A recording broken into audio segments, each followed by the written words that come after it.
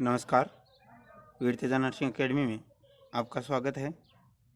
आज हम इमोशन और स्ट्रेस के बारे में अध्ययन करेंगे।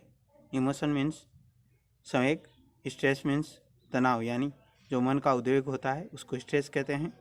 इमोशन जो मन की फीलिंग होती है, माइंड फीलिंग एक्टिविटीज़, जो भी अपने माइंड के अंदर फीलिंग्स आती है, जो भी अपने पर्टिकुलर माइंड के अंदर अराइज जो पर्टिकुलर स्टिमुलेशंस होते हैं उनके प्रति जो रेस्पॉन्स होता है उसको स्टिमुलेशन बोलते हैं। और जो पर्टिकुलर प्रेशर अरेज होता है या जो फोर्स लगता है माइंड के अंदर उसको हम स्ट्रेस कहते हैं। तो first one, introduction of the emotion. Emotion को कैसे परिचित करते हैं आपको। तो इंट्रोडक्शन ऑफ द इमोशन यानी संवेग का क्या परिचय है। First one, life would be drupe without emotion, यानी जो जीवन है वो बिना इमोशन के ड्रब के समान, यानी पर्टिकुलर इस गूंगे बेरे के समान है। यदि जीवन के अंदर संवेग नहीं है तो वो जीवन गूंगा बेरा है। Emotion add colour and spice to life, यानी जो जीवन के अंदर इमोशन होते हैं वो कलर भरते हैं, रंग भरते हैं। The word emotion derived from Latin word, जो इमोशन शब्द है वो लैटिन वर्ड से डिराइव्ड होता है, इम्यूएर से। यानी इमोशन वर्ड ओरिजिनेटेड बाय इम्यूएर। जो इमोशन शब्द है, संवेग जो शब्द है इमोशन का, वो क्या है कि इम्यूएर सबसे निकलता है। इम्यूएर means to exist and stirred up, यानी ये इसका मतलब होता है उत्तेजित करना या उत्प्रेरित करना। Emotion means conscious mental reaction such as anger, fear, surprise, यानी पर्टिकुलर जो अपना संवेग है उसका मतलब होता है कि जो चेतन मन का रिएक्शन, जो प्रतिक्रिया होती है, जैसे क्रोध, डर, आश्चर्य, उत्साह, शोक, लव यानी प्यार, अफेक्शन यानी प्रभाव, होप यानी आशा, एंटीसिपेशन यानी जो प्रत्याशा होती है, एक्सेप्टेशन यानी जो स्वीकार्यता होती है, डिसअपॉइंटमेंट यानी जो निराशा होती है, जेलसी यानी जो ईर्ष्या होती है, ये सब क्या है, ये इमोशंस है अपने। The emotions are usually aroused by external stimuli, जो भी अपने पर्टिकुलर जो इमोशंस आते हैं वो पर्टिकुलर अराउज्ड यानी निकलते हैं जो बाह्य उद्दीपन होते हैं उनसे। The emotion is a strong feeling, यानी हम इमोशन को कह सकते हैं ये क्या है, कठोर जो अनुभव होते हैं उनको हम इमोशन के रूप में जानते हैं। It is a conscious STRIDE up state of the origin, ये जो हैं ये चेतन मन से निकलते हैं, उद्गम होता है इनका। इमोशंस का जो चेतन मन की प्रक्रिया है वहाँ से उद्गम होता है।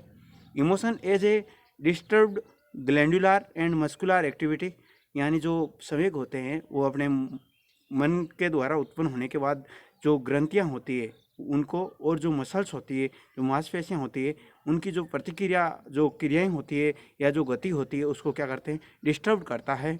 It increase energy mobilisation on life, यानी ये क्या करता है कि पर्टिकुलर जो अपने जीवन की जो ऊर्जा होती है उसको गति प्रदान करता है इमोशन। तो हम कह सकते हैं कि इमोशन जो हैं वो जीवन को गति प्रदान करने वाली जो प्रक्रिया है मन की, और ये चेतन मन के द्वारा प्रसारित होते हैं अपने जीवन के अंदर। तो हम कह सकते हैं कि जो इनकी वजह से अपने बॉडी के अंदर चेंज भी होता है, glandular activity and muscular activity. तो कह सकते हैं कि जो भी पर्टिकुलर जो अपनी भावनात्मक क्रियाएं होती है वो सब क्या है, इमोशंस हैं। जैसे कि लव है, हेट है, वंडर्स है, या जो ग्रेप्स हैं, इन सब को हम क्या कहते हैं, या अफेक्शन है। ये सब क्या है कि अपनी संवेग हैं, ये संवेग हैं जो पर्टिकुलर माइंड के अंदर अराइज होते हैं। ये पर्टिकुलर जो भी एक्सटर्नल स्टिमुलाइज होते हैं, जो भी रेस्पॉन्स होता है इन्वायरमेंट का, उनसे उत्पन्न होता है अपने अंदर जो इमोशंस है वो। आगे हम बात करते हैं डिफाइन कैसे करते हैं इमोशन को। तो first one definition, emotion is defined as a subjective response, यानी जो संवेग है उसको हम कह सकते हैं कि ये एक विषय की प्रतिक्रिया है या रेस्पॉन्स है। That is usually accompanied by physiological change and is associated with a change in behavior, यानी हम कह सकते हैं कि ये भौतिक बदलाव और ये जो है भी अपने व्यवहारिक बदलाव हैं ये इमोशन की वजह से होते हैं। तो हम इसको कह सकते हैं कि जो भी पर्टिकुलर सब्जेक्टिव रेस्पॉन्स होते हैं भौतिक और जो व्यवहारिक रेस्पॉन्स की जो प्रतिक्रियाएं बदलती है वो क्या है, वो अपने संवेग हैं। दूसरी परिभाषा है, emotion is a complete psychological state that involves 3 distinct components, यानी जो संवेग है वो एक कॉम्प्लेक्स है, मतलब साइकोलॉजिकल जटिलता है, जिसके अंदर पर्टिकुलर जो मानसिक जटिलता है, इसके अंदर अपन 3 तत्वों को, जो मुख्य तत्व हैं, उनको इन्वॉल्व करते हैं। फर्स्ट वन ए सब्जेक्टिव एक्सपीरियंस, यानी जो विषय का अनुभव होता है उसको। सेकंड ए फिजियोलॉजिकल रेस्पॉन्स, यानी जो भौतिक प्रतिक्रिया होती है उसको। Third A behavioural and expressive response, जो व्यवहारिक या फिर जो अनुभव के जो प्रतिक्रिया होती है उसको हम समय के रूप में कह सकते हैं कि ये समय के 3 प्रमुख एलिमेंट हैं या फिर 3 प्रमुख कंपोनेंट हैं। तो इनके द्वारा अपन इमोशन को दर्शा सकते हैं। पर्टिकुलर इमोशन इन 3 रेस्पॉन्स पे जो मेंटली जो एक्टिविटी होती है इस पे अराइज होते हैं। थर्ड डेफिनेशन है a strong feeling deriving from one circumstances mood, यानी जो मन के अंदर मजबूत जो अनुभव होती हैं निकलते हैं, जो पर्टिकुलर एक सरकम जो परिवेश रहता है उस मूड का, यानी जो मन का, और relationship with other that called as emotion, जो पर्टिकुलर संबंध करते हैं दूसरी जो इन्वायरमेंट की विषय वस्तु होती है, आसपास के जो भी परिवेश होता है उसके साथ संबंध स्थापित करता है, तो उस प्रतिक्रिया को हम क्या कहते हैं? इमोशंस कहते हैं, इमोशंस के रूप में जानते हैं, जो एक आपके अनुभव के रूप के अंदर आपके मन के अंदर अराइज होते हैं। तो ये सारे क्या है? ये इमोशंस होते हैं अपने, तो इनको हम इमोशन के रूप में जानते हैं, जो चलते हैं अपनी प्रतिक्रिया के रूप में, जो पर्टिकुलर आसपास रेस्पॉन्स होता है परिवेश का, उसके अंदर अकॉर्डिंग टू माइंड या अकॉर्डिंग टू मूड सर्कमस्टांस करता है, तो इनको हम क्या कहते हैं? इमोशंस कह सकते हैं। आगे हम बात करते हैं कैरेक्टरिस्टिक्स ऑफ इमोशन, यानी इमोशन की क्या विशेषता है। First one, life would be drupe without emotion, यानी परिभाषा से पूर्व भी मैंने बताया परिचय के अंदर कि जीवन जो है वो बिना इमोशन के एक ड्रब के समान है, यानी पर्टिकुलर गूंगे बेरे के समान है। यदि किसी के अंदर इमोशन नहीं है, बॉडी के अंदर इमोशंस नहीं आ रहे हैं या मन के अंदर इमोशंस नहीं है, इमोशन लेस पर्सन है, तो वो एक गूंगे बेरे के समान है। यानी गूंगा बेरे को इमोशन क्या कि उसको प्रतिक्रिया नहीं होती है, तो उसका सेंस चला जाता है। यदि सेंस ही नहीं है तो इमोशन नहीं अराइज होते हैं, तो इसलिए इमोशन के लिए कॉन्शियसनेस जरूरी है। तो यहाँ ये लाइन है, life would be drupe without emotion, यदि संवेग नहीं है तो अपना जीवन जो है वो ड्रब के समान है, यानी गूंगे बेरे के समान है। आगे जो लाइन लिखी हुई वो लिखी है, emotion add colour and spice to life, यानी जो संवेग है वो अपने जीवन के अंदर रंग भरते हैं या उसको चमकीला बनाते हैं, स्पाइस चटकीला बनाते हैं जीवन को। वो क्या है? इमोशन है, वो संवेग है। दूसरा जो करैक्टर है वो है, emotion and feeling are interchangeably response use by many action, यानी जो संवेग और जो अनुभूतियाँ होती है ये एक दूसरे के अंदर इंटरचेंजेबल है, एक दूसरे के अंदर ही अंदर बदलती हुई जो मन की क्रिया है या प्रतिक्रिया है, यूज्ड बाय मैनी एक्शन, जो बहुत सारे जो उपयोगी गतियाँ होती हैं उनमें काम आता है, आपस में एक दूसरे पे बदलते हुए काम आती है, तो इनको हम क्या बोलते हैं? Interchangeable response use by many action, जो बहुत सारे जो क्रियाएँ होती है, प्रतिक्रिया होती है, उनमें काम आता है। Emotion are the outward experience of the feeling, यानी हम तीसरे करेक्टर के अंदर लिखा है कि emotion are the outward experience of the feeling, यानी जो संवेग है वो बाहरी जो एक्सपीरियंस अनुभूतियाँ हैं उनका अनुभव है। Feeling persist for longer time than emotion, जो अपनी फीलिंग होती है वो लंबे समय तक क्यों रहती है? जो अपना इमोशंस होता है, संवेग होता है, उसकी वजह से रहता है। Feeling are simple and sensory, यानी जो फीलिंग्स होती है उनको हम साधारण और जो संवेगात्मक जो प्रक्रिया है उसके अंदर इन्वॉल्व कर सकते हैं। But the emotion are more complex, यानी हम इमोशन को केवल फीलिंग नहीं मान सकते, ये क्या है? एक कॉम्प्लेक्स स्टेट है माइंड का जो इमोशन है। बट जो फीलिंग होता है वो क्या है? वो एक सिंपल और सेंसरी जो माइंड एक्टिविटी है, तो इसको हम कह सकते हैं कि जो कॉम्प्लेक्स होता है फीलिंग्स का उसको हम क्या कहते हैं? इमोशंस कहते हैं। पर्टिकुलर जो इमोशंस होते हैं वो क्या होता है? मोर कॉम्प्लेबिलिटी जो एक्टिविटी होती है माइंड की उसके अंदर इन्वॉल्व करते हैं। Emotions are aroused not only by existing circumstance, यानी जो संवेग होते हैं ये पर्टिकुलर अराइज होते हैं, वो केवल एक ही भाग से नहीं निकलते हैं, वो एक पर्टिकुलर कॉम्प्लेक्स से अराइज होते हैं। But also by recalling of these circumstance, उसको पुनः उत्पन्न भी किया जा सकता है। जो इमोशन होते हैं इनको एक जगह से निकलना हुआ नहीं बता सकते, मगर उनको पुनः बनना हुआ भी बता सकते हैं कि ये एक ही सर्कमस्टांस से बार बार उत्पन्न हो सकते हैं इमोशंस। जो एक ही रेस्पॉन्स स्टिमुलाइज होता है उसके कारण बार बार इमोशंस निकल सकते हैं। एक ही जो स्टेट रहता है, एक ही लेवल रहता है माइंड का, उसकी वजह से इमोशन बार बार अपने अंदर आते रहते हैं। या जो दुख का मोल होता है उसके अंदर, जैसे शोक का मोल है, उसके अंदर अपने को बार बार इमोशन जो है वो ग्रीफ का ही निकलेगा। वो ग्रीफ क्यों? शोक ही रहता है, शोक छाया रहता है। क्यों? क्योंकि वो एक ही स्टिमुलाइज है, तो उसके अंदर सर्कमस्टांस बन सकता है। मगर जो एक ही, ये नहीं मान सकते कि माइंड के अंदर केवल एक इमोशन होता है, ये नहीं। माइंड के अंदर कई सारे इमोशंस भरे रहते हैं। जैसी कंडीशन आता है, जैसा इन्वायरमेंट रहता है, जैसा पर्टिकुलर जो आपके आसपास जो लेवल्स रहते हैं या जो बॉडी फीलिंग्स रहती है, उसके अकॉर्डिंग अपने अंदर इमोशंस अराइज होते हैं। फोर्थ है करेक्टर, वो क्या है कि इमोशन आर, फोर्थ तो हो गया अपना। फिफ्थ है वो क्या है कि emotion increase energy mobilisation action in life. यानी जो संवेग होता है वो अपने बॉडी के अंदर क्या करता है, शरीर के अंदर, पर्टिकुलर जीवन के अंदर जो पर्टिकुलर अपना बॉडी है उसके अंदर क्या करता है कि जीवन भर अपने को ऊर्जा देता है, गति प्रदान करता है। इमोशंस जो पर्टिकुलर ऊर्जा के रूप में गति प्रदान करके अपने को एक्शन करवाता है, एक्सपीरियंस करवाता है। और परसेप्शन जो फीलिंग्स होती है उसके अकॉर्डिंग अपने को अपनी प्रतिक्रिया, रेस्पॉन्स के सापेक्ष अपने को प्रेजेंट करता है कि नहीं करता है। और जो 6 नंबर करेक्टर वो क्या है, emotion is a strong feeling, it is a conscious state of organism. यानी जो इमोशंस होते हैं, संवेग होते हैं, संवेग जो हैं वो एक कठोर यानी स्ट्रॉन्ग फीलिंग है। It is a conscious STRIDE up, जो क्या करते हैं, कॉन्शियसली स्ट्राइड अप अपने को ऊपर उठाते हैं। स्टेट ऑफ ऑर्गेनिज्म, जहाँ से उत्पत्ति होती है वहाँ से उसके द्वारा अपने को अनुभूति करवाते हैं। Emotion disturbed the glandular and muscular activity due to stimuli. ये मैंने पहले भी बताया था कि जो इमोशंस होते हैं, संवेग होते हैं, वो अपनी जो ग्रंथियों की और जो मांसपेशियों की गति होती है उसको डिस्टर्ब करते हैं और बार बार उत्तेजित करते हैं, अपने को प्रेरित करते हैं। तो उनको हम क्या बोलते हैं, संवेग बोलते हैं। और संवेग पर्टिकुलर क्या करता है, अपने बॉडी के अंदर चेंज करने के लिए भी रेस्पॉन्सिबल करेक्टर होता है। जो पर्टिकुलर एक स्टेट लेवल है माइंड का, जो पर्टिकुलर अराइज होता है, बॉडी एक्सपीरियंस के कारण भी अराइज होता है। इट इज़ ए फीलिंग, ये एक स्ट्रॉन्ग फीलिंग के रूप में भी कह सकते हैं इमोशंस को। और आगे जो है वो क्या है कि कंपोनेंट ऑफ इमोशंस, इमोशन के क्या क्या कंपोनेंट हैं, इमोशन क्यों अपने अंदर आता है। तो मानते हैं कि इमोशंस है उसको 4 पार्ट्स के अंदर जो कंपोनेंट्स है वो डिवाइडेड है इमोशन के। इमोशन जो फर्स्ट कंपोनेंट है वो क्या है कि फीलिंग, अपन पर्टिकुलर आसपास की फीलिंग करते हैं, अनुभूति करते हैं, तो उससे इमोशंस अराइज होते हैं अपने अंदर। दूसरी जो है वो इमोशनल एक्सप्रेशन होते हैं, यानी जो अपनी भावनात्मक जो एक्सपीरियंस करते हैं, अपनी अनुभूतियाँ लेते हैं भावनात्मक, उनकी वजह से भी अपने अंदर इमोशंस अराइज होते हैं।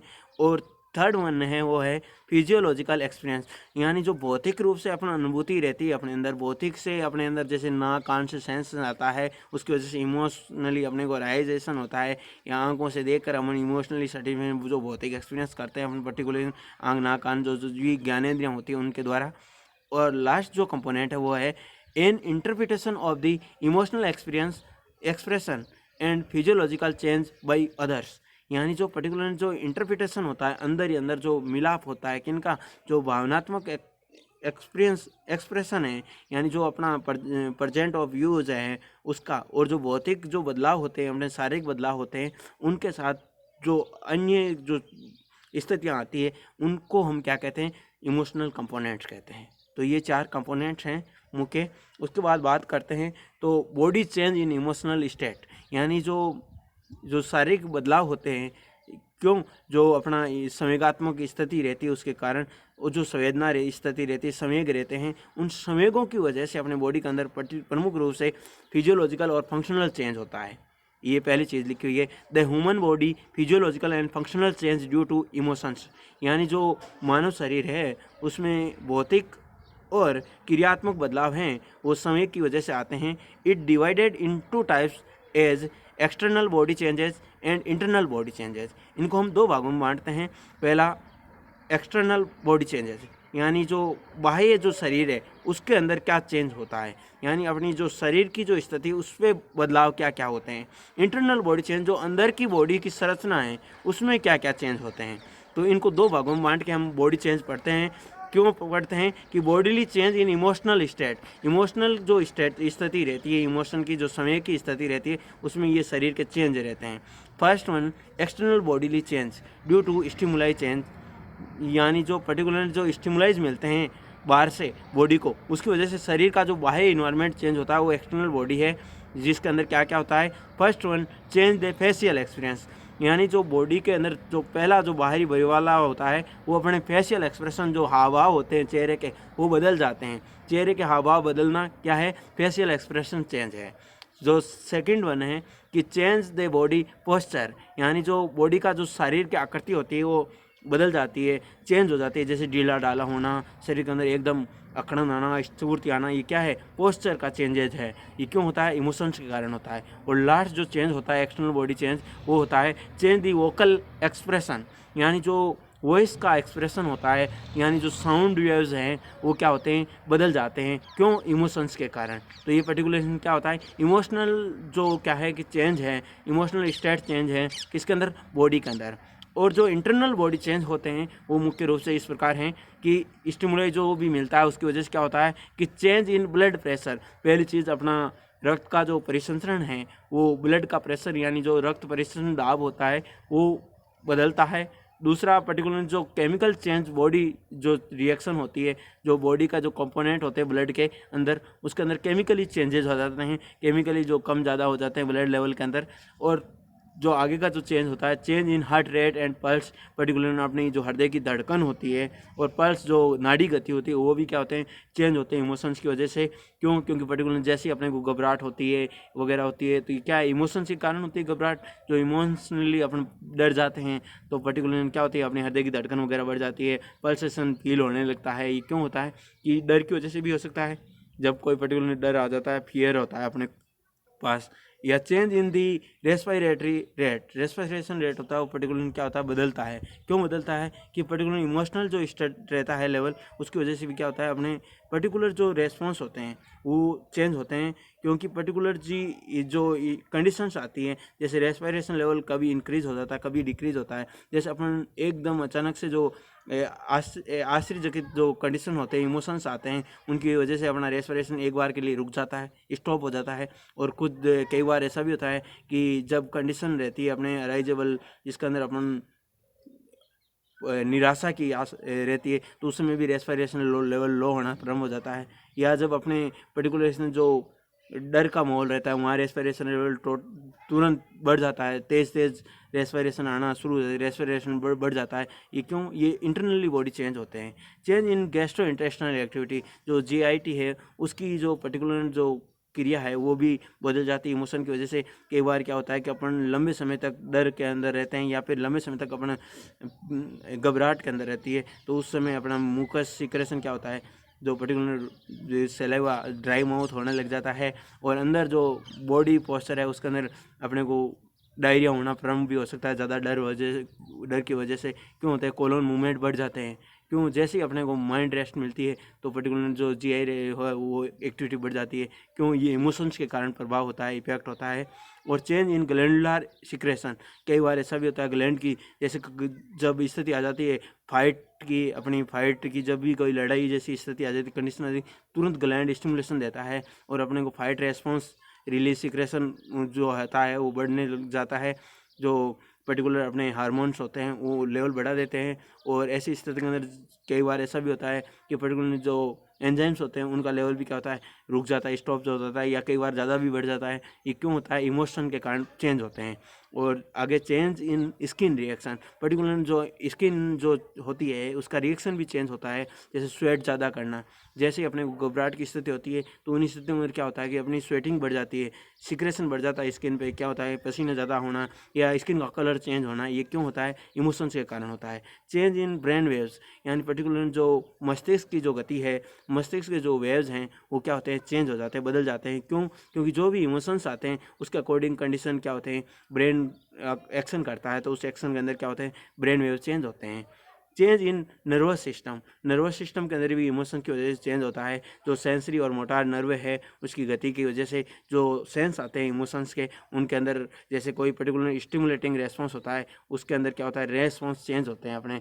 तो इन स्थितियों की वजह से क्या होता है, अपनी पर्टिकुलर जो नर्वस सिस्टम के जो रेस्पॉन्स है वो क्या होते हैं, काम करते हैं। चेंज इन पिपुलरी रेस्पॉन्स, ये जैसे पिपुलरी जो रेस्पॉन्स होते हैं, अंग का जो पिपुल होता है ये कॉन्ट्रैक्ट या फिर रिलैक्स होता है। तो ये क्यों होता है, इमोशंस के कारण होता है। जब इमोशनली जो स्टेट्स रहती है उन स्थितियों के अंदर जो पिपुलरी रेस्पॉन्स होता है वो चेंज होता है। तो ये इमोशनल जो स्टेट होते हैं इनके अंदर इस प्रकार बॉडी चेंज होता है अपने। तो जो प्रमुख जो चेंज होते हैं जो एक्टिविटी के अंदर, ये आपको मैंने बता दिए। आगे हम बात करते हैं क्लासिफिकेशन ऑफ इमोशनल जो लेवल होते हैं उनका अंदर क्या क्या क्लासिफिकेशन होते हैं। इमोशन जो है वो पर्टिकुलरली क्लासिफाइड होता है दो भागों के अंदर। जो साइकोलॉजिकल जो कंपोनेंट्स जो कंसेप्ट है उनके आधार पे इमोशन को अपन दो भागों में डिवाइडेशन करते हैं। First one positive emotions, second negative emotion. Positive emotion है वो एक सकारात्मक लेवल है, यानी जो सकारात्मक स्थितियाँ होती है उनको दर्शाता है, जिसके अंदर मानसिक संतुष्टि बढ़ती है, मानसिक जो गति होती है या प्रेरणा होती है उसका लेवल इंक्रीज होता है। और जो पॉजिटिवली जो डेवलपमेंशन है बॉडी का या जो माइंड का वो उसके अंदर अराइज होता है। जैसे जो पॉजिटिव इमोशंस होते हैं उसके अंदर जो है वो इमोशन के जैसे लव है, अफेक्शन है, जॉय है, क्यूरियोसिटी है, होप है, एक्सेप्टेशन है, यानी प्रेम को, प्रभाव को, और उत्साह उल्लास और जो जिज्ञासा और आशा जो स्वीकार्यता होती है, इन जो इमोशनल जो कंसेप्ट होते हैं इनको हम पॉजिटिव इमोशंस कहते हैं। जो भी ये भाग हैं ये पॉजिटिव इमोशंस के भाग होते हैं। आगे बात करते हैं नेगेटिव इमोशंस, यानी जो नकारात्मक जो संवेग होता है वो पर्टिकुलर नकारात्मकता देता है। माइंड के अंदर जो पर्टिकुलर एक्शन रहता है उसके अंदर नकारात्मकता आ जाती है। अपन नेगेटिवली जो थिंकिंग प्रोसेस होता है और अपन जो अपनी जो स्थिति होती है उसमें निराशा आ जाती है। और जो पर्टिकुलर जो लेवल होता है वो डिक्रीज होता है। अपना जो पर्टिकुलर सेंस अराइजेबल कंडीशन होती है या जो सोशल एस्पेक्ट होते हैं उसके अंदर क्या होता है, सारे लेवल क्या होते हैं, लो होने लग जाते हैं। तो ऐसी स्थिति होती है वो नेगेटिव इमोशंस की होते हैं। जैसे अपना फियर होता है, यानी डर के कारण भी अपन समाज से घबरा जाते हैं, या जो एंजाइटी रहती है, अपनी पर्टिकुलर चिंता वगैरह रहती है, उससे भी अपने को नुकसान होता है। और एंग्री यानी जो क्रोध करते हैं उससे भी अपने को सामाजिक रूप से, आर्थिक रूप से, जो पर्टिकुलर भावनात्मक रूप से भी नुकसान होता है। ये क्या है, नेगेटिव इमोशंस है। ज्वेलेसी, ईर्ष्या से भी परस्पर जो सोशल जो हानि होती है, लॉस होता है, पर्टिकुलर चलता रहता है। सैडनेस, उदासी होती है। डिप्रेशन जो पर्टिकुलर अवसाद होता है। वंडर यानी जो आश्चर्य होते हैं, जो घटनाएं घटी नहीं उनके बारे में सोचना वगैरह, या जो होना ही नहीं चाहिए वो हो जाता है। तो ऐसी स्थितियाँ क्या होती है, नेगेटिव इमोशंस होते हैं जो पर्टिकुलर क्या होते हैं, नकारात्मक जो अपवाद स्वरूप उत्पन्न होते हैं। बोर्डम, जिससे अपन क्या होते हैं, वोरियस, जो अपन ऊब जाते हैं। तो ऐसे जो लेवल होते हैं वो नेगेटिव इमोशंस होते हैं। जैसे हेट है, ग्रीफ है, यानी जो पर्टिकुलर जो अपन गणना करते हैं, या जो शोक की स्थितियाँ होती है, या फिर एंटिसिपेशन जो प्रत्याशा होती है, या डिसअपॉइंटमेंट जिसके अंदर निराशा वगैरह, या जो पर्टिकुलर लो लेवल जो ग्रसित गणनाएँ रहती है, उन सब को अपन क्या करते हैं, नेगेटिव इमोशंस के अंदर इन्वॉल्व करते हैं। तो ये सब क्या होते हैं, नेगेटिव इमोशंस होते हैं। नेगेटिव क्या करते हैं, निराशा देते हैं, नकारात्मकता देते हैं और अपने को नुकसान पहुँचाते हैं। और पॉजिटिव इमोशंस होते हैं ये अपने को आगे बढ़ाते हैं, प्रोत्साहित करते हैं, और पर्टिकुलर क्या करते हैं, अपने की जो लेवल होते हैं उसको बनाए रखने के साथ साथ सामाजिक संतुष्टि और प्रसन्नता देते हैं। तो इन स्थितियों को क्या बोलते हैं, पॉजिटिव इमोशंस बोलते हैं। और पॉजिटिवली ये हमारे लिए बेनिफिट देते हैं। और जो लॉस करता है वो क्या होता है, नेगेटिव इमोशंस होते हैं, जो बॉडी और माइंड दोनों ही स्टेट के अंदर क्या करता है, लॉस करता है। सामाजिक रूप से भी अपने को हानि पहुंचती है इन चीज़ों से। सामाजिक, आर्थिक, भावनात्मक, मानसिक और शारीरिक, इन सारी चीज़ों के अंदर जो नकारात्मकता रहती है वो नेगेटिव इमोशंस होते हैं। और जो पॉजिटिविटी रहती है वो क्या करता है, वो आगे बढ़ाने का काम करता है अपने को, शारीरिक रूप से, भावनात्मक रूप से, मानवता के आदर्शों के रूप में, और सामाजिक जो प्रसिद्धि होती है उसको भी बढ़ाने का काम करते हैं। वो क्या होते हैं, सकारात्मक संवेग होते हैं। आगे बात करते हैं अपन पर्टिकुलर इंट्रोडक्शन ऑफ स्ट्रेस, यानी इमोशन अपना कंप्लीट होता है तो आगे बात आती है अपनी स्ट्रेस की। स्ट्रेस का मतलब होता है कि पर्टिकुलर उद्वेग या तनाव जो है ये अपने माइंड की एक पर्टिकुलर जो अरेजेबल स्टिमुलेशन का एक फोर्स है, जो पर्टिकुलर क्या करता है, माइंड को फोर्स करता है, या फीलिंग ऑफ फोर्स कह सकते हैं अपन।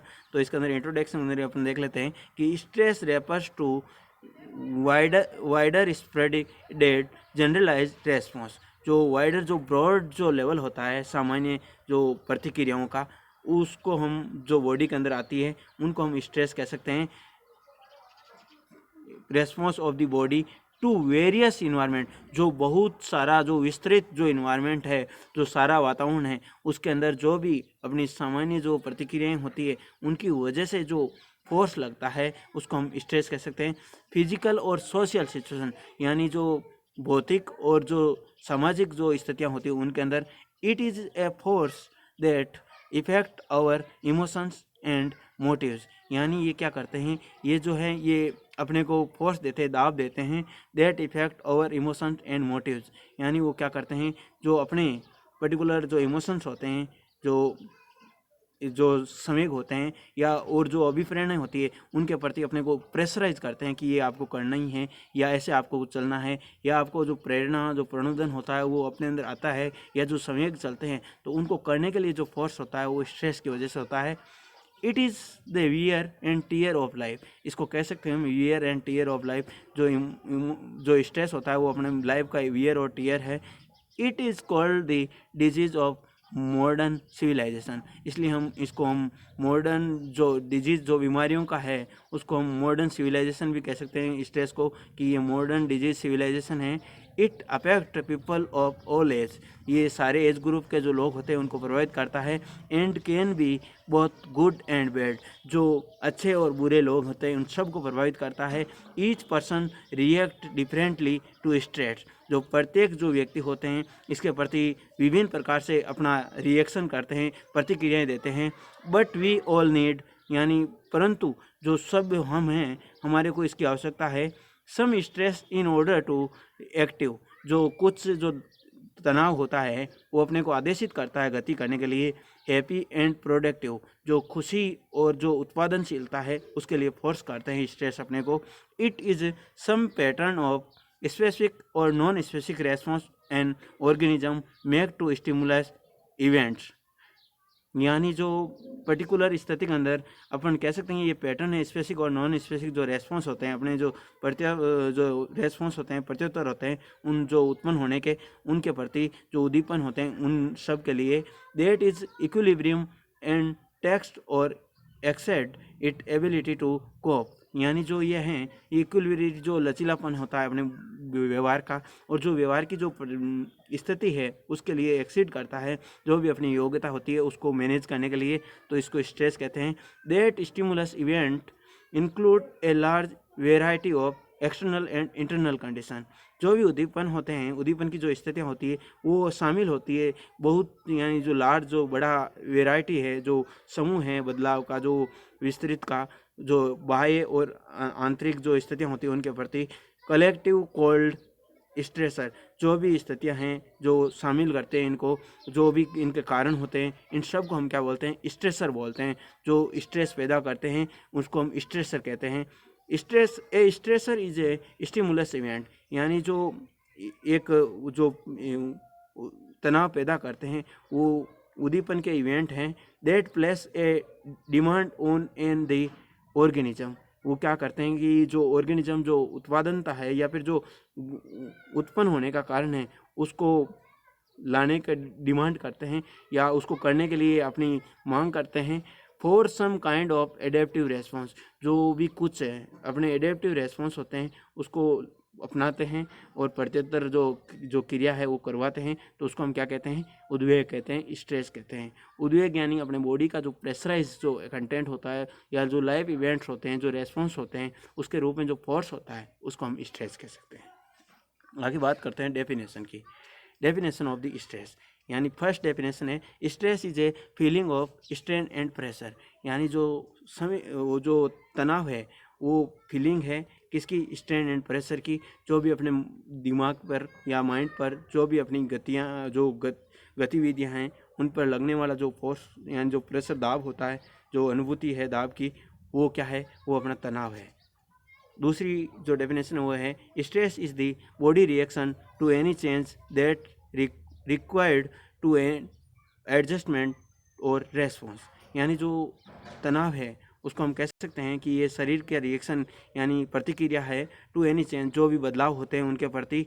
That require to an adjustment, वो समायोजन के लिए ज़रूरी है, आवश्यक है, और एक रेस्पॉन्स है वो समायोजन का, उसको हम क्या कह सकते हैं, स्ट्रेस कह सकते हैं। जो समायोजन का जो रेस्पॉन्स होता है या जो अपनी पर्टिकुलर रिएक्शंस होती है अपनी बॉडी का, जो प्रेशर होता है उसका समायोजन का, तो अपनी बॉडी के व्यवहारिक जो इन्वायरमेंटल जो अरेंजमेंट होता है उसको करने के लिए जो रेस्पॉन्स निकलता है या जो फोर्स निकलता है उसको हम क्या कहते हैं, स्ट्रेस कह सकते हैं। और थर्ड डेफिनेशन है, stress is defined as the pressure experienced by person in response to life demand. यानी जो तनाव है इसको हम परिभाषित कर सकते हैं कि ये क्या है, प्रेशर है, दाब है, किसका, अनुभवों का जो एक्सपीरियंस होते हैं अपने उनका, बाय पर्सन जो व्यक्ति होता है, इन रेस्पॉन्स जो व्यक्ति होता है वो उसका रेस्पॉन्स करता है टू लाइफ डिमांड, जो जीवन की आवश्यकताएं होती है उनके प्रति। तो ये जो जीवन की आवश्यकताओं के प्रति जो प्रेशर अराइज होता है व्यक्तियों के अंदर उसको हम क्या कहते हैं, पर्टिकुलर उसका स्ट्रेस कहते हैं, उसका तनाव कहते हैं। और लास्ट डेफिनेशन है, the non specific response of the body and any demand arise by the pressure is called stress. यानी जो भी नॉन स्पेसिफिक, जो भी पर्टिकुलर विशेष नहीं है जो रेस्पॉन्स है ऑफ द बॉडी, जो शरीर के जो डिमांड जो अराइज होती है, जो सामान्य जो साधारण जो पर्टिकुलर जो साधारण और असाधारण जो भी अपनी आवश्यकताएं होती है उनके प्रति डिमांड होती है, उनके प्रति जो भी अपना पोस्ट लगता है या जो भी अपन माइंडली प्रेशराइज एक्टिविटीज़ करते हैं, रेस्पॉन्स लेते हैं, वो क्या है, वो अपना स्ट्रेस है, उसे हम स्ट्रेस कह सकते हैं। यानी स्ट्रेस मीन्स जो प्रेशराइज जो फीलिंग होती है, यानी जो अनुभूति होती है दाब की, या जो माइंडली जो फोर्स लगता है अपने उस काम को करने के लिए, जो डिमांड होती है उसको कंप्लीट करने का जो रेस्पॉन्स प्रेशर होता है उसको हम क्या कह सकते हैं, स्ट्रेस कह सकते हैं। आगे बात करते हैं टाइप ऑफ स्ट्रेस। स्ट्रेस कितने प्रकार का होता है। स्ट्रेस मुख्यतः अपन 4 बेस पे मान के अपने स्ट्रेस को डिवाइडेशन करते हैं। फर्स्ट है कि बेस ऑन नेचर, यानी जो प्रवृत्ति है तनाव की, वो 2 प्रकार की प्रवृत्ति होती है तनाव की। फर्स्ट वन पॉजिटिव स्ट्रेस, यानी सकारात्मक इस तनाव जो होता है वो, जैसे पर्टिकुलर जैसे एक स्टूडेंट होता है उसको पढ़ाई को लेकर जो तनाव होता है वो पॉजिटिव स्ट्रेस होता है कि उसको प्रगति करनी है लाइफ के अंदर, कैसे बेनिफिट हासिल करना है या जो भी उसका टारगेट है वो कंप्लीट कैसे करना है। या जो किसान होते हैं उनको भी पर्टिकुलर जो कृषि कार्य से लेकर उसको जो अरेंजमेंट रहता है या जो उत्पादन बढ़ाने लेकर जो प्रेशर रहता है माइंड के अंदर, वो क्या है, पॉजिटिव स्ट्रेस है कि भाई उसको काम से रिलेटेड या जो उसका जीवन है या जो उसका पथ है उसको चलने के लिए फोर्स रहता है, वो क्या है, वो पॉजिटिव स्ट्रेस रहता है कि उसको कैसे कंप्लीट करना है, जो उसकी डिमांड्स है वो कैसे कंप्लीट करनी है या जो उसका गोल है उसको कैसे अचीव करना है, उसको लेकर जो फोर्स रहता है वो पॉजिटिव स्ट्रेस होता है। Second negative stress. Negative stress होता है कि ये एक स्टेट होती है लेवल जो नेगेटिविज्म की, जिसके अंदर पर्टिकुलर जो निराशावादी की जो स्थितियाँ होती है या पर्टिकुलर जो नॉन अपाइड जो प्रोडक्ट होते हैं या फिर जो भी गलत आदतों का शिकार होते हैं या जो सोशली स्टिमुलेशन रहते हैं या फिर जो लाइफ स्टाइल से लेकर जो पर्टिकुलर गलत आदतों का धारण करना या वगैरह जो, या फिर गलत जो स्थितियाँ होती है, सिचुएशन होता है उसको लेकर जो फोर्स रहता है, या जो गलत करते लेकर जो फोर्स होता है, या जैसे पर्टिकुलर जो एक्टिविटी रहती है नॉन सोशल एक्टिविटी रहती है या नॉन अराइजेबल जो इफेक्ट्स रहते हैं जो सोसाइटी के अंदर, वो सारे क्या है, नेगेटिव स्ट्रेस है। जैसे पर्टिकुलर जो गलत आदत को लेकर जो लेना या जो डिमांड रहती है कि जिसको बिना हम जीवन यापन कर सकते, मगर जो गलत जो डिमांड्स हैं उनको लेकर जो फोर्स अराइज होता है वो क्या है, नेगेटिव स्ट्रेस है।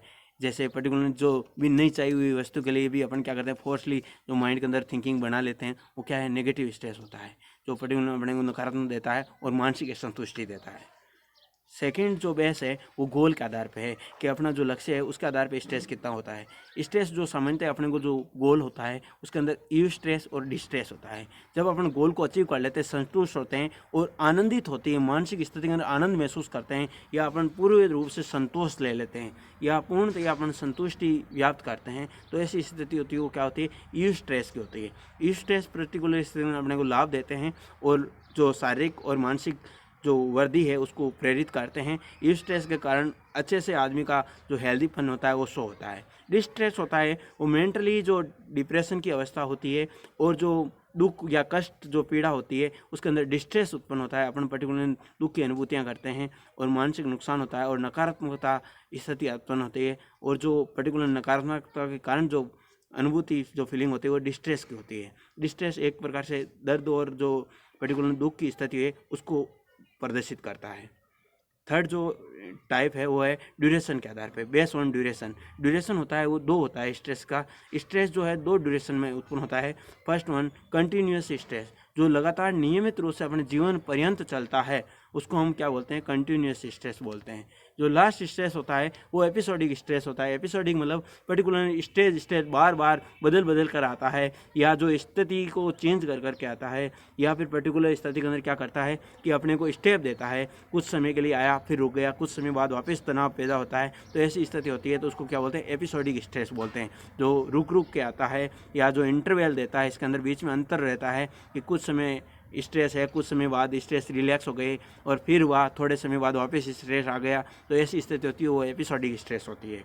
लास्ट जो बेस है वो सिम्टम के आधार पे यानी लक्षणों के आधार पे। लक्षण हैं वो दो प्रकार से उत्पन्न होते हैं, acute stress and chronic stress. Acute का मतलब होता है अकस्मात जो तनाव पैदा होता है उसको एक्यूट स्ट्रेस बोलते हैं, जो तुरंत अपने अंदर अकस्मात स्थिति के अंदर आ जाता है उसको एक्यूट स्ट्रेस कहते हैं। क्रोनिक जो लंबे समय से जो तनाव चल रहा होता है उसको क्रोनिक स्ट्रेस बोलते हैं, यानी जो नियमित रूप से लंबे समय अंतराल के साथ अपने अंदर क्या होता है, अराइज होता है बॉडी के अंदर, बॉडी इवेंट्स के अंदर फोर्स करता है और लंबे समय तक अपने को फोर्स करता रह रहा है, तो वो क्या है, क्रोनिक स्ट्रेस।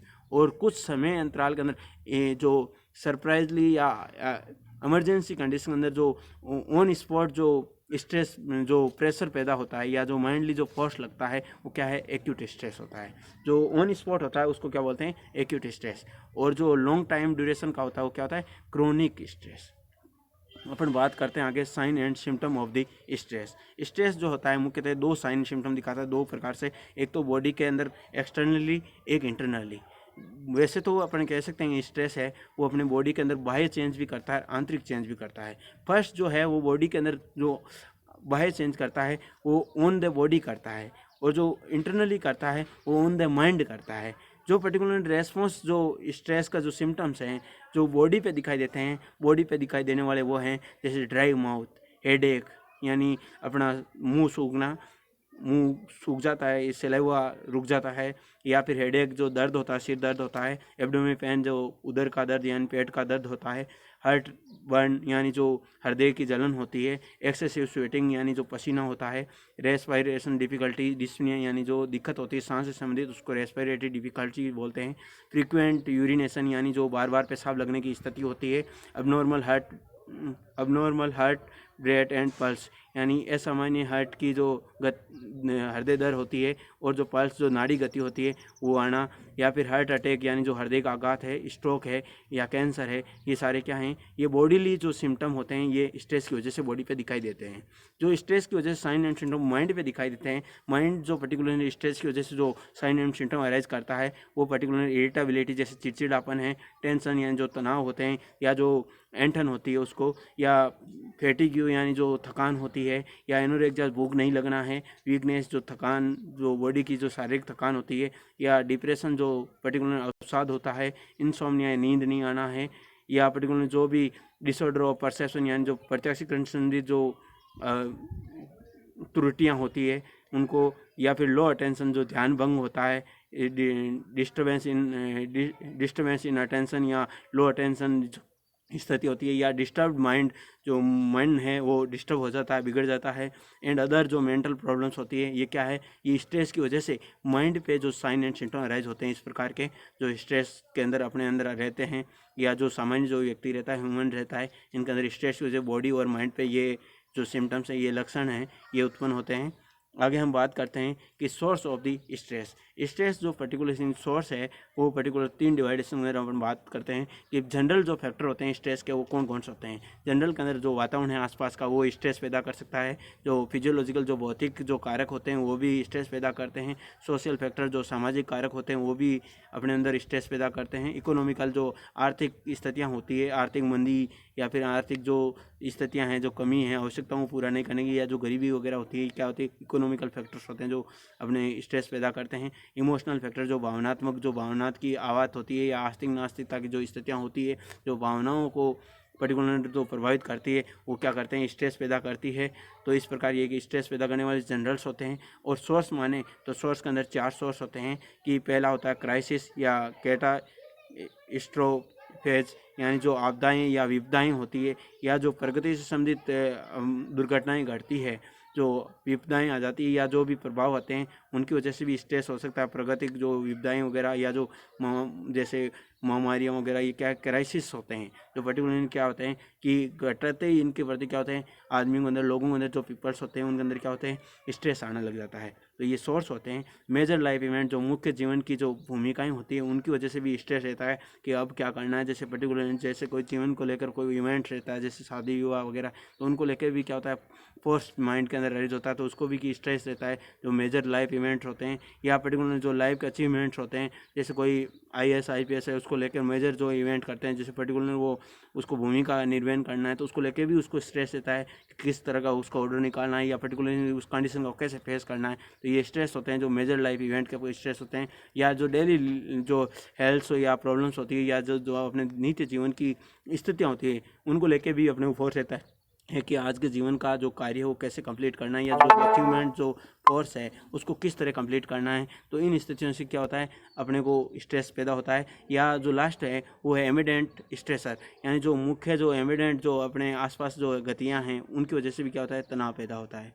लास्ट है वो है other stress of the stressor, यानी जो पर्टिकुलर फिजिकल स्ट्रेसर है या जो मेंटल स्ट्रेस। फिजिकल के अंदर अपना जो बॉडी का दर्द वगैरह, बीमारी वगैरह है शरीर की, वो फिजिकल स्ट्रेसर है। मेंटल के अंदर जो टेंशन वगैरह या फ्रस्ट्रेशन, जो कुंठा वगैरह होती है माइंड की, उसकी वजह से भी क्या होता है, तनाव पैदा होता है। अब बात करते हैं कि stress produce a homeostatic change in the body, it cause the disease of modern civilisation, HDM, HPT and ETC। यानी जो स्ट्रेस है वो उत्पन्न करता है, होम्योस्टेटिक चेंज करता है दी बॉडी से, शरीर होता है उसके अंदर। इट कॉज द डिजीज, या जो मॉडर्न बीमारियां होती है, जो आधुनिक जो बीमारियां होती हैं उनको उत्पन्न करता है। जैसे डायबिटीज मिलाइटिस है, हाइपरटेंशन है, जो शहरीकरण से संबंधित या जो सिविलाइजेशन, जो साधारणतः या अपनी जो आधुनिकरण है या जो आधुनिक जो भौगोलिक इंडस्ट्रियल जो स्थितियाँ होती हैं उनकी वजह से क्या होता है, पर्टिकुलर अपने अंदर बीमारियाँ पैदा करता है। स्ट्रेस जो ज़्यादा दबाव के अंदर, तनाव के रहने के अंदर उत्पन्न होती है बॉडी के अंदर। और आगे बात करते हैं कि psychosomatic problem arise from the stress with the is more stressor, यानी जो पर्टिकुलर जो स्ट्रेस है वो अपनी बॉडी के अंदर क्या है कि साइकोसोमेटिक जो माइंडली जो बदलाव हैं उनको शरीर के अंदर परिवर्तित करने के लिए जो स्थिति है उसको उत्पन्न करने का भी एक कारण है जो पर्टिकुलर स्थिति में अपने अंदर अराइज होता है। और बात करते हैं आगे, तो पर्टिकुलर जो स्ट्रेस है वो अपने अंदर क्या है कि जो सम और विषमता की जो स्थितियां हैं उनके अंदर भी क्या करता है, अपने को प्रभावित करता है। आगे बात करते हैं कि जो स्ट्रेस है वो अपने को क्या करता है कि that which the body can cope, जो बॉडी को अपने को एडजस्ट करने के लिए भी क्या करता है, प्रेरित करता है, प्रसारित करता है। आगे बात करते हैं तो the stress is the fastest growing disease in the modern industrial society. जो तनाव होता है ये जल्दी से जो बढ़ने वाली जो इंडस्ट्रियल जो सोसाइटी की जो डिजीज़ हैं उनको भी बढ़ावा देता है। जो आधुनिक जो बीमारियां होती हैं उनको, जैसे शुगर वगैरह की बीमारियां हैं, इनको बढ़ाने का काम करता है स्ट्रेस। आगे बात करते हैं कि स्ट्रेस जो है वो पर्टिकुलर कैसे मैनेज किया जाए या कैसे इसका प्रबंधन किया जाए। फर्स्ट वन, वाट एवर इट्स सोर्स, यानी पहली वस्तु के अंदर अपन जानना चाहते हैं कि इसको कैसे मैनेज किया जाता है स्ट्रेस को, तो अपने को जानना पड़ेगा कि स्ट्रेस का कारण क्या है, सोर्स क्या है। दूसरी जो बात करते हैं कि स्ट्रेस कॉल्स फॉर एडजस्टमेंट, दूसरे के अंदर उसको कहेंगे हम कि इसको समायोजित करना है, आइदर बाय डायरेक्ट कोपिंग और बाय डिफेंसिव कोपिंग, यानी जो डायरेक्ट यानी जो सीधा मैनेज करने की स्थिति है उसके द्वारा अपन उसको मैनेज करवाएंगे, और जो रक्षात्मक युक्ति हैं उसके द्वारा भी उसको क्या करेंगे कि उसको कैसे शांत किया जाए और तनाव को कैसे प्रबंधित किया जाए, मैनेज किया जाए, या तनाव का जो है उसका सुधारीकरण कैसे किया जाए। तो first one, bye directing कॉपिंग। Directing कॉपिंग के अंदर क्या क्या है कि डायरेक्टिंग कॉपिंग के अंदर एक फर्स्ट वन कॉन्फ्रोनेशन, यानी जो पर्टिकुलर अपन समन्वय करते हैं, मेल मिलाप करवाते हैं, आपस में एक दूसरे से बात करवाते हैं, वो क्या है कि डायरेक्ट जो है कॉपिंग है, यानी कॉन्फ्रोनेशन जो पर्टिकुलर इस अपन डायरेक्ट उन चीज़ों से क्या करते हैं, मिलवा सकते हैं। सेकंड है वो कॉम्प्रोमाइज़, यानी कॉम्प्रोमाइज़ करवा देते हैं, एक दूसरे को क्या कर रहे हैं, पर्टिकुलर एडजस्ट कर देते हैं एक दूसरे के साथ, तो ये क्या कॉम्प्रोमाइज़ कर लिया। जो काम की स्थितियों के अंदर समता विषमता है उनके साथ क्या कर लेते हैं, समायोजन जो कोऑर्डिनेशन है वो बिठा लेते हैं, तो कॉम्प्रोमाइजेशन है कि उनको एक दूसरे का क्या कर लिया, सही समायोजित कर लिया। थर्ड है वो है विड्रोवल, यानी विड्रोवल यानी वहाँ से हटा देना, यानी जो स्थिति है स्टिमुलेशन की, जो उसको जो स्ट्रेस पैदा करता है, स्ट्रेसर है, उसके साथ उसको क्या करें, विड्रोवल कर दें, वहाँ से हटा दें, तो वहाँ से निकाल दें उसको, तो क्या है कि स्ट्रेस अपने आप को हो जाएगा। लास्ट जो टेक्निक्स है वो है by defensive coping. By defensive coping के अंदर अपने जो माइंड मैकेनिज्म होते हैं या मेंटल जो मैकेनिज्म होते हैं, उन मैकेनिज्म के द्वारा भी अपन क्या करते हैं कि डिफेंसिव मैकेनिज्म के द्वारा भी अपना पर्टिकुलर स्ट्रेस है उसका कोपिंग कर सकते हैं, उसके साथ कोप कर सकते हैं। तो उसके अंदर in all the above cases जो भी ऊपर की जो स्थितियाँ होती है उनके अंदर we are dealing with stress from a recognisable, यानी जो हम हैं वो उसके साथ डील करेंगे विथ स्ट्रेस, जो भी स्ट्रेस तनाव है उसके साथ, फ्रॉम ए रिकॉग्नाइजेबल सोर्स, जो भी उसका रिलेटेड स्रोत है उससे।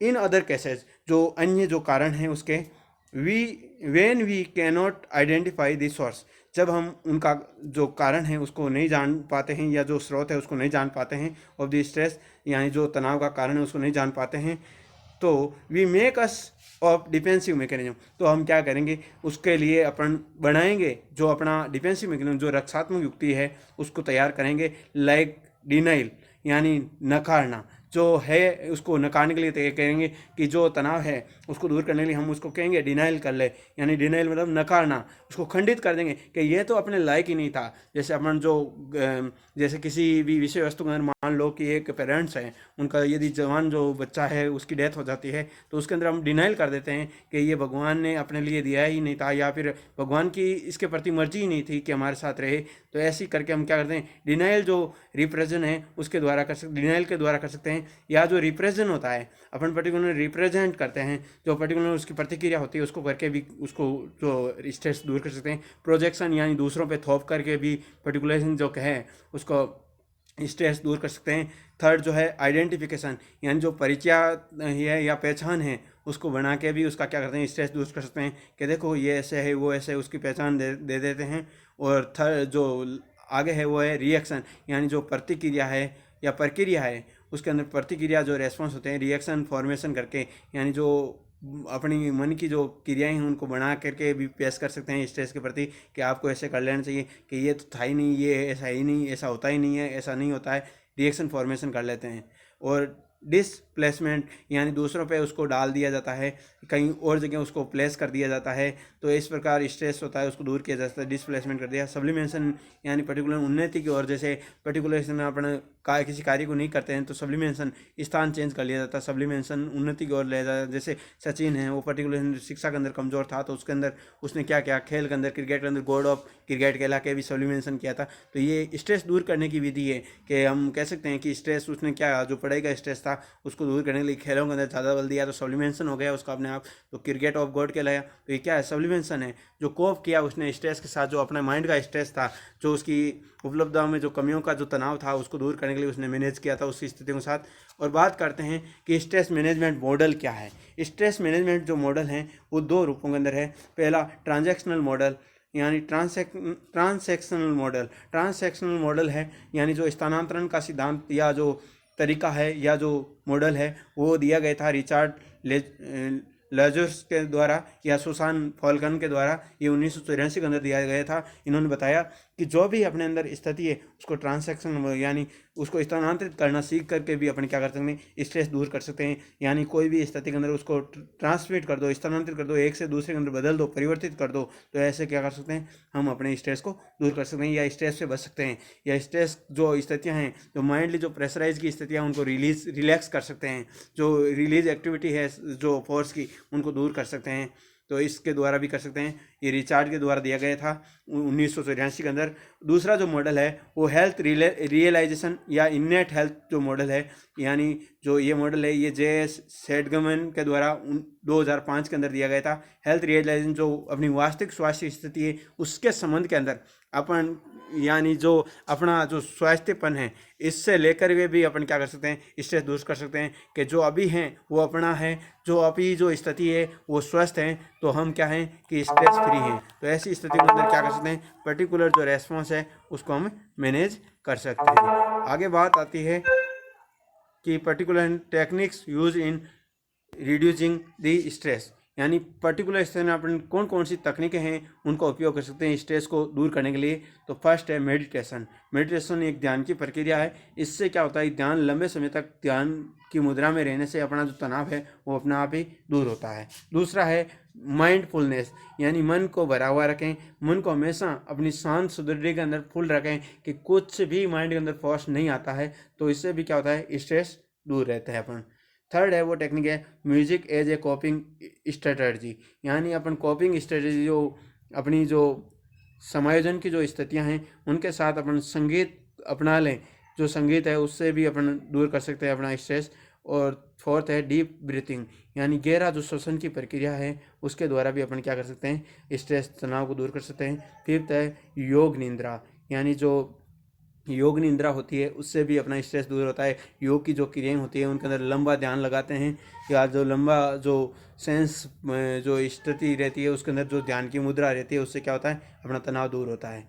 सिक्स है वो है न्यूट्रोपिक्स। न्यूट्रोपिक्स मतलब जो पर्टिकुलर जो अपनी जो स्थितियाँ हैं प्रगति उनके साथ अपन व्यूज़ लेते हैं तो उसका भी क्या होता है, स्ट्रेस दूर होता है। प्रगति से संबंधित प्रगतिवाद का जो फॉलो करते हैं उससे भी। और सेवंथ है वो रीडिंग नॉवेल्स, जो अपनी जो नॉवेल्स होते हैं उनको अध्ययन करके भी अपन स्ट्रेस को दूर कर सकते हैं। जो नॉवेल्स हैं उनके अंदर अच्छी अच्छी कहानियाँ वगैरह होती है, जो बातें होती हैं उनको देख कर उसका अध्ययन करके भी अपन क्या करते हैं, अपने मन की जो स्ट्रेस होता है उसको दूर करते हैं। आगे बात करते हैं कि पर्टिकुलर जो प्रेयर होती है यानी जो प्रार्थनाएं होती है, भगवान की प्रार्थना करके भी अपन क्या करते हैं कि जो तनाव होता है उससे बचते हैं या उससे दूर होते हैं, उससे अपना छुटकारा करवाते हैं। यानी प्रार्थना करके भी अपन मन को शांति दे देते हैं। मेंटल मैकेनिज्म एक प्रकार से करके भी क्या है, प्रेयर मेंटल मैकेनिज्म के रूप में भी काम आता है कि पर्टिकुलर अपन प्रार्थना करके भी अपने को क्या करते हैं कि भगवान जी से प्रार्थना करते हैं कि इससे बच जाएं। जो भी अपनी समस्याएं रहती हैं उनको लेकर फोर्स होता है कि अब तो भगवान जाने, तो ऐसी स्थिति से भी क्या होता है, अपना स्ट्रेस रिलैक्स होता है। और 9th नंबर है वो रिलैक्सेशन टेक्निक, जो अपना आरामदायक जो तकनीकें होती है, आराम की जो स्थितियाँ होती हैं उनको अपना के भी स्ट्रेस दूर किया जा सकता है। और 10 होता है ह्यूमर, जो भी अपनी ह्यूमर्स होते हैं उनका भी उनसे भी क्या होता है, अपना पर्टिकुलर स्ट्रेस दूर होता है। 11 फिजिकल एक्सरसाइज जो होती है उससे भी स्ट्रेस दूर होता है। 12 जो प्रोग्रेसिव रिलैक्सेशन जो रिलैक्स करने वाली जो तकनीक होती है उनसे भी क्या करते हैं अपन अपना जो स्ट्रेस है दूर होता है। 13 नंबर वो स्पा, यानी जो लवणीय जो स्नान होती है, यानी जो लवणीय जो स्पा करते हैं ना, स्पा सेंटर होते हैं वहाँ क्या करते हैं, अलग अलग तरह के लवणों से यानी जो कंटेंट होते हैं उनको मिला के क्या करते हैं, स्नान करवाई जाती है। उससे क्या होता है, रिलैक्स मिलता है। मस्कुलर जो मसाज होती है वगैरह की जाती है इसमें, तो इससे क्या होता है, स्ट्रेस दूर होता है। जो 14 नंबर है वो है सोमेटिक ट्रेनिंग, यानी जो बदलाव की जो प्रशिक्षण होता है उससे भी क्या होते हैं, पर्टिकुलर अपन परिवर्तन कर सकते हैं, स्ट्रेस को दूर कर सकते हैं। और 15 नंबर है वो है स्पेंडिंग, जो स्पेंडिंग की जो प्रक्रिया है उसके द्वारा भी स्ट्रेस दूर होता है। 16 नंबर है वो नेचुरल मेडिसिन, जो प्राकृतिक जो दवाइयाँ होती है या प्राकृतिक जो दवा होती है उससे भी क्या करते हैं, स्ट्रेस दूर होता है। 17 नंबर जो टाइम मैनेजमेंट, जो समय का प्रबंधन सही ढंग से करके भी स्ट्रेस से बच सकते हैं या स्ट्रेस दूर कर सकते हैं। और 18 नंबर है वो प्लानिंग एंड डिसीजन मेकिंग, जो अपन योजना बनाते हैं और जो अपने निर्णय होते हैं योजनाओं के अंतर्गत, उनसे भी क्या होता है, स्ट्रेस दूर होता है और स्ट्रेस से बचते हैं। और 19 नंबर है वो कोग्निटिव थेरेपी, जो संज्ञान की जो थेरेपी है, यानी जो संज्ञान की जो सिद्धांत है जिसके अंदर अपन संज्ञान कर लेते हैं या जिससे संज्ञान ज्ञान हो जाता है, अपने पर्टिकुलर कोग्निशन कर लेते हैं, तो उससे भी क्या होता है, स्ट्रेस दूर होता है कि पर्टिकुलर स्थिति यही है अपनी और अपन क्या हैं। तो उससे क्या होता है, शारीरिक और जो बॉडी पोस्चर होते हैं इससे क्या होता है, रिलैक्स होता है और स्ट्रेस दूर होता है। और कॉन्फ्लिक्ट रिसोल्यूशन, जो अपना अंतर्द्वंद्व होता है उसका सॉल्यूशन करके रिसोल्यूशन, उसको तुरंत उसको ठीक करके, जो कॉन्फ्लिक्ट आया उसको अपन ध्यान में ला के जो कॉन्फ्लिक्ट दूर करके भी क्या करते हैं, स्ट्रेस दूर कर सकते हैं। और जो लास्ट है वो है social activities and autogenic training, जो सामाजिक जो गतिविधियां होती है और जो स्वयं जो रिलैक्स की जो प्रशिक्षण होता है या जो स्व तैयारी का जो ट्रेनिंग होता है, यानी जो स्वयं को तैयार करने का जो तकनीक होती है, ट्रेनिंग होती है, तैयारी होती है, उससे भी क्या करते हैं, अपन स्ट्रेस दूर कर सकते हैं। तो इस प्रकार स्ट्रेस हम जो 21 टेक्निक्स हैं उनके दूर कर सकते हैं। यानी 21 जो टेक्निक्स हैं वो स्ट्रेस को रिलैक्स करने की या स्ट्रेस को दूर करने की तकनीकें हैं जिनसे हम स्ट्रेस फ्री हो सकते हैं और स्ट्रेस से बच सकते हैं। ये नियमित रूप से करने से क्या होता है, अपना स्ट्रेस अपने पास नहीं होता है और अपन स्ट्रेस से बचाव करते हैं। और स्ट्रेस से बचकर अपन जो मॉडर्न सिविलाइजेशन डिजीज़ है उनसे बच सकते हैं। और जो मॉडर्न जो प्रॉब्लम्स अराइज होती है, जो इंडस्ट्रियल जो डिजीज़ हैं उनसे भी बच सकते हैं।